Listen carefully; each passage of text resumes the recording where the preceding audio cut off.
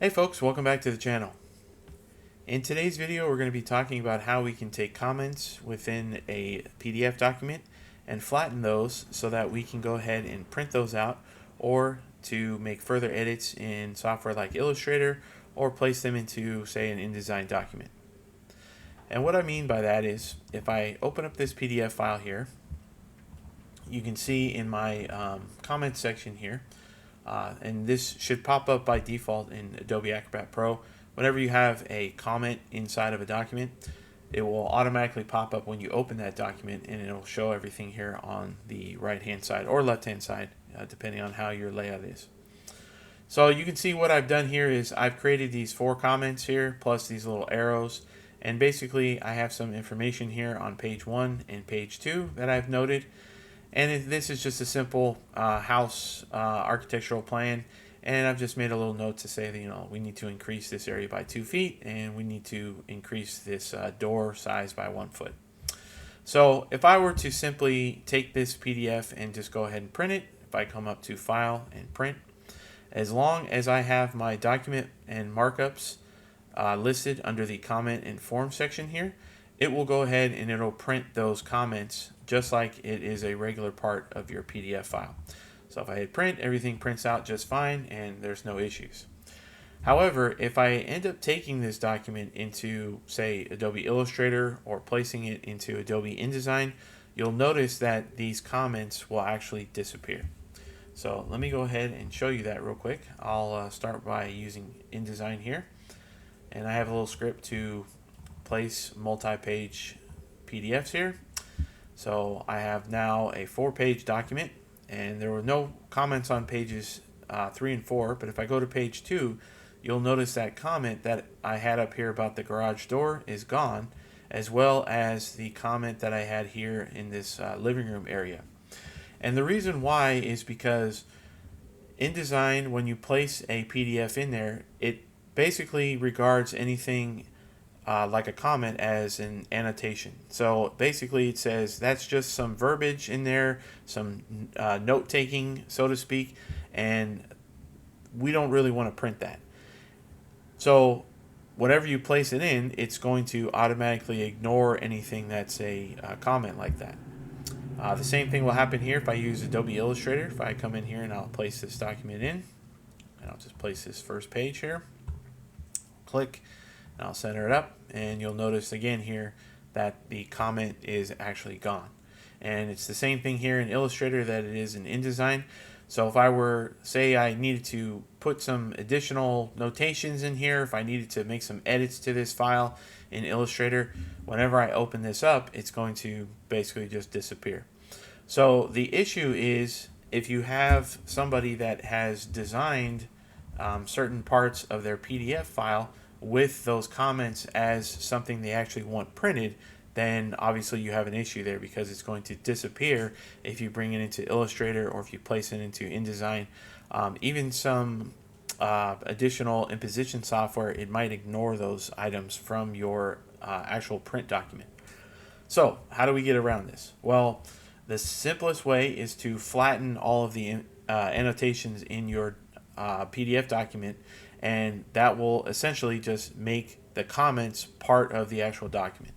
And the easiest way to do that is to go into your print production area, go up to your Preflight, go into your single fixups here, and if I just search out the word flatten, you'll notice under the interactive elements and properties area, you have flatten all annotations into page contents. If I click on edit here, you'll notice everything's grayed out, and that's because this is a default Preflight fixup. But basically what it's going to do is it's going to find all comments and it's going to flatten them. And that is going to work for the entire document. So in this case, how I have multiple pages here with multiple comments on each page, it's going to go through the entire document, flatten everything out, and basically make those part of the embedded PDF file.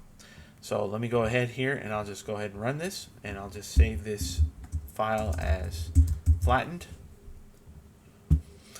And you'll notice here it says flatten all annotations into page contents, 6 objects. So it ran the pre-flight successfully.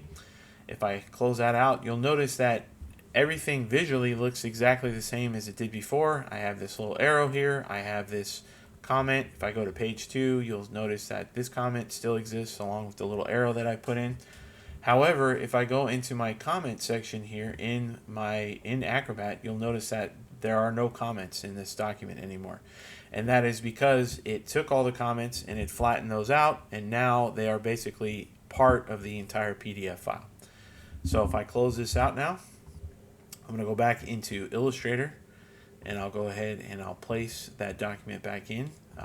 Not the original document, this is the flattened document.